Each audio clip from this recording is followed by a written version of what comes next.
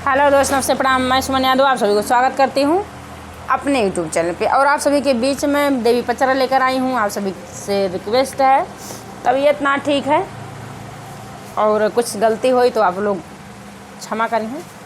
चलें सुनाओ था आप सबका पचरा, बहुत पुरान पचरा बा।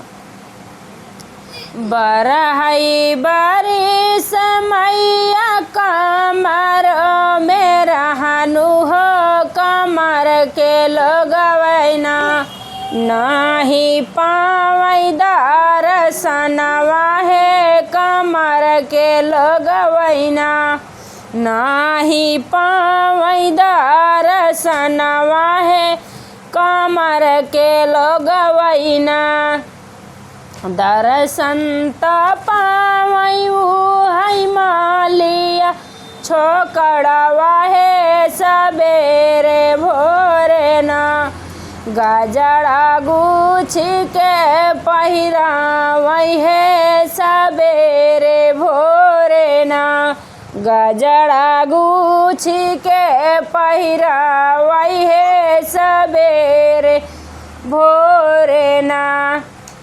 बरहई बारिश मैया कमर में रहनी है, कमर के लोगे ना नाही पावई दर्शनवा है, कमर के लोगे ना दर्शन त पावयू है हीरा कई बेटा हुआ है सबेरे भोरे ना, दधिया साजी के चढ़ावई हो सबेरे भोरे ना, दधिया साजी के चढ़ावई हो सबेरे भोरे ना।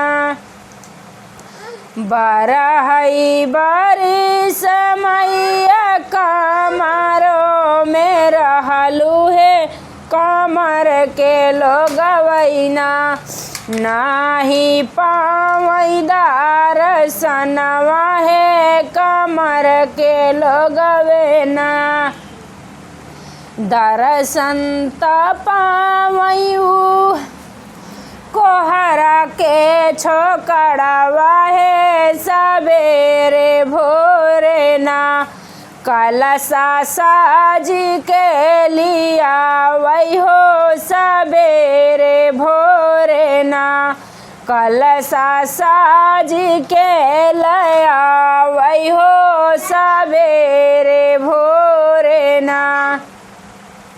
बरहई बारिश मैया कमर में रहलू है, कमर के लोगे ना नाही पावई दर्शनवा है, कमर के लोगे ना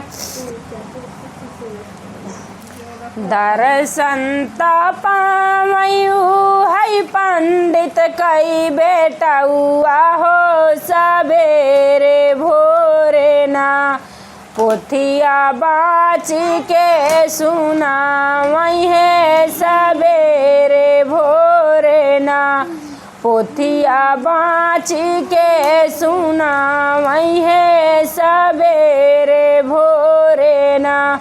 जय माता दी।